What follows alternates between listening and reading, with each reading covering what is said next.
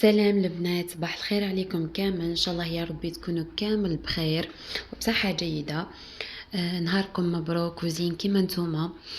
اليوم ان شاء الله ما جبت لكمش وصفة وما جبت لكمش زوج، جبت لكم 3 وصفات. اول وصفة هي تاع الشربات، واحد الشربات واحد البنة. ما تحسبيهاش باللي خدمتيها في الدار، تحسبي باللي مشرية. ودرت لكم لي بولات تاع الدجاج، ولا اذا حبيتوا تسموهم مثوم الدجاج. ودرنا خبز الدار. بصح هذه المرة درنا خبز الدار تاع القمح، بالدقيق نتاع القمح، يعني سميد نتاع القمح.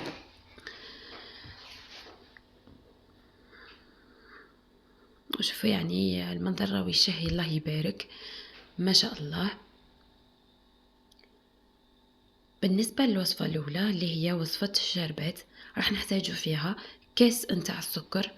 حجم الكاس هو 240 مليلتر. وراح نضيف له 4 كاس حليب.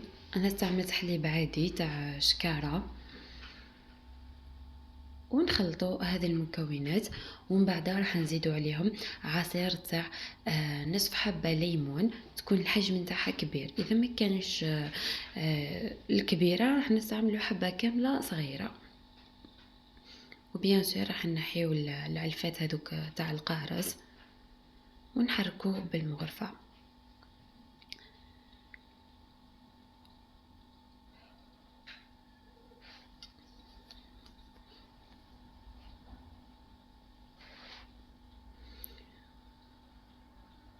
وراح نزيد ثاني مغرفة كبيرة من مستحلب الليمون،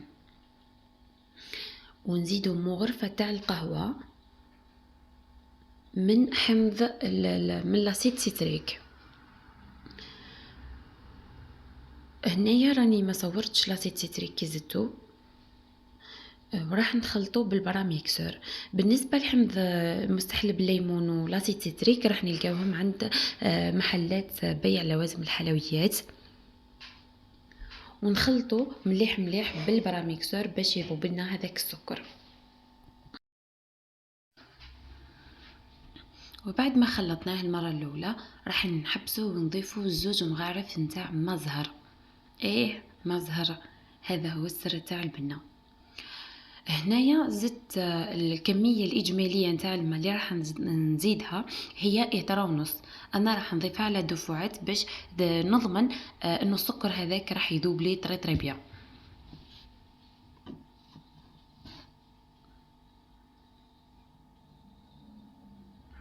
ونبقى نحرك بالبراميكسور. وهنايا شربت تاعنا ما علينا غير نزيدوا لها مرصوات تاع القارص ونخليوها في الثلاجة تبرد.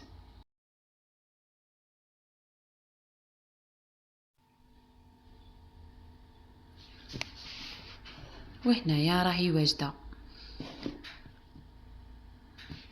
بالنسبه دوكا لمثوم الدجاج ولا لي بولات تاع الدجاج، اول حاجه راح نجيبوا مرميطه تاعنا نحطوا فيها واحد 2 مغارف تاع الزيت، ونضيفوا لها نصف مغرفه تاع المارغرين ولا السمن كيما تحبوا.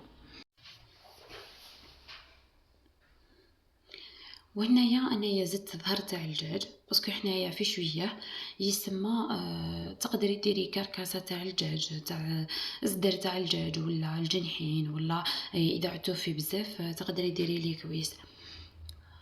وزدت عليها البصله والدبشه.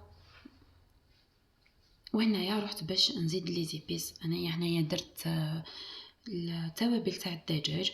درت ثاني ديك الكمون، ودرت الفلفل الكحل، ودرت الثوم بودرة، وبيان سور ما نساوش الملح.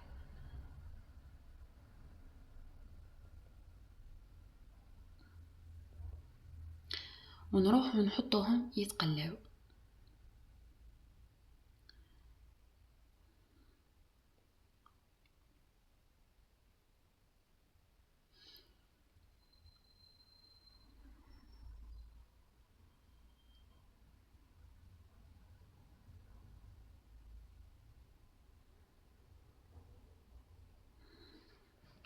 بعد ما تذوب لي هذيك البصله كامل ويتقلى لي المرسو هذاك تاع الدجاج، رايحين نمرقوا عليه جوست ما يتغطى هذاك الظهر تاع الدجاجه تاعي،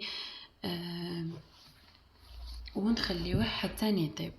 بيان سور نغطيو عليه ونخليوه يطيب.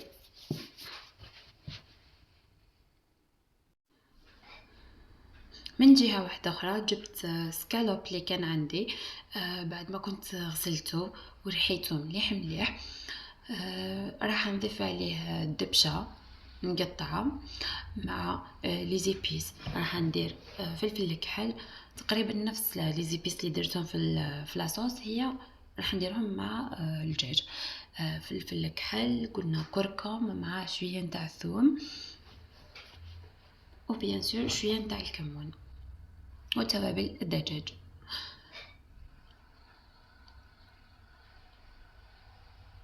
والملح، ومن بعد نخلطهم كامل طري بيان. ما ننساوش مغرفه تاع الزيت، وراح نخلطهم كامل بيدي كيما راكم تشوفوا.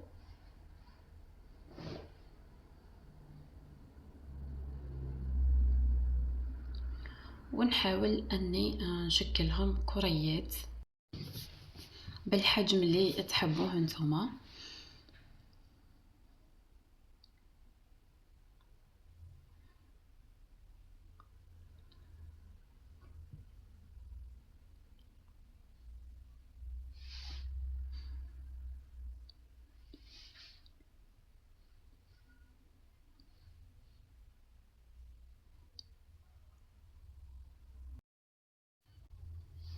وهنايا بعد ما تكون طابت لي هذيك طاب لي هذاك المرسو تاع الدجاج ومليح مليح، نجيبوا لي بول تاعنا ونكملوا نلوحوهم في لاصوص تاعنا.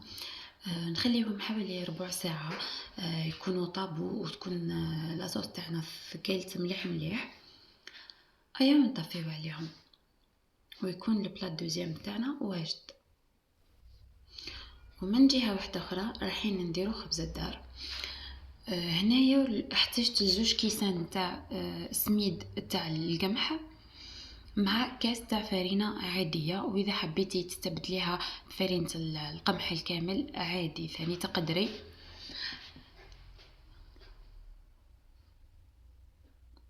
مع مغرفه صغيره تاع ملح، مغرفه كبيره تاع سكر،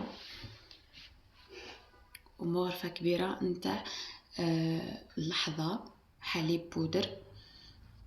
تقدري تستبدليه بعد في بدل الماء راح تلمي بالحليب، مع 4 كاس تاع الزيت.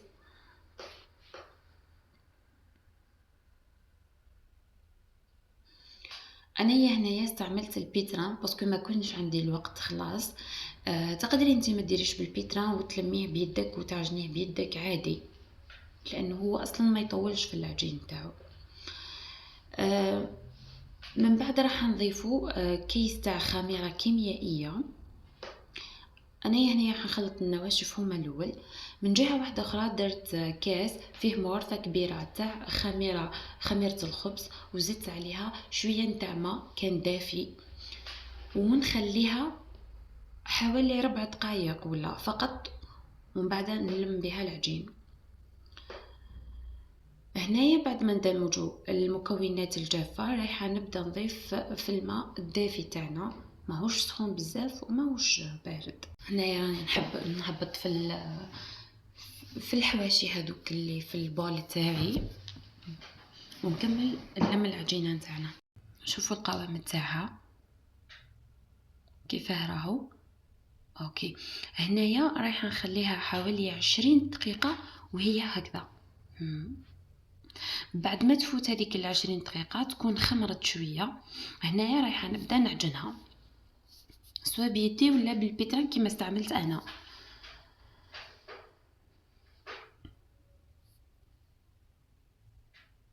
هنايا عجنتها بالبيترا حوالي 5 دقائق ولا 6. من بعد بديت نشوف باللي العجينه نتاعي ماهيش في القوام اللي راني نحوس عليه، بديت نضيف لها الماء بشويه بشويه حتى ولات العجينه نتاعنا شويه طلقه روحها.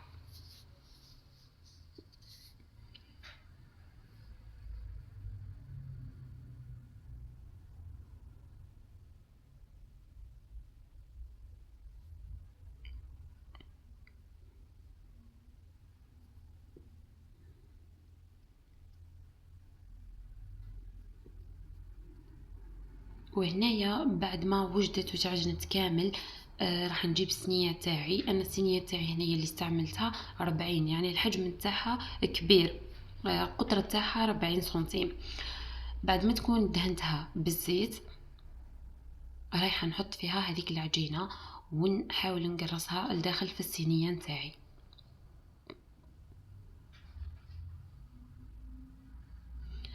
ملاحظة، تقدروا تستعملوا الصينية تكون قل من هذه في القطر تاعها، لانه احنايا في الدار نحبوا هذا الخبز الدار يكون شويه هابط، يعني نحبوه يكون شويه رقيق. وانا اختاريت هذا الشكل. راني نزين فيها، ندهنوها عادي بالبيض، بيض نخلطوا له شويه قهوه، وندهنوا الوجه ونزينوها بسينوج والجلجلانيه.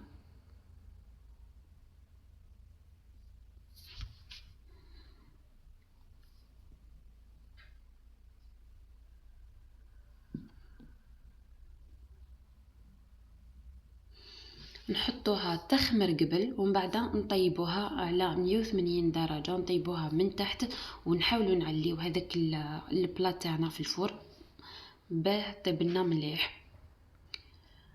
ما تقدروش تطيبوا هذا الخبز بلا ما يخمر، لازم يخمر قبل ومن بعد نطيبوه. كما راكم تشوفوا جا واحد الخبز يهبل. وهنايا هاوليك اللمثه نتاع الدجاج ولا لي بولات نتاع الدجاج مع الشربات والخبز. نتمنى ان شاء الله تجربوا هذه الوصفات كامل ويعجبوكم. واذا عجبكم محتوى قناتي ما تنساوش تدعموني بجيم كومنتار وابوني. وما لي غير نقول لكم نتهلاو في رواحكم، نتهلاو في صحتكم، في امان الله.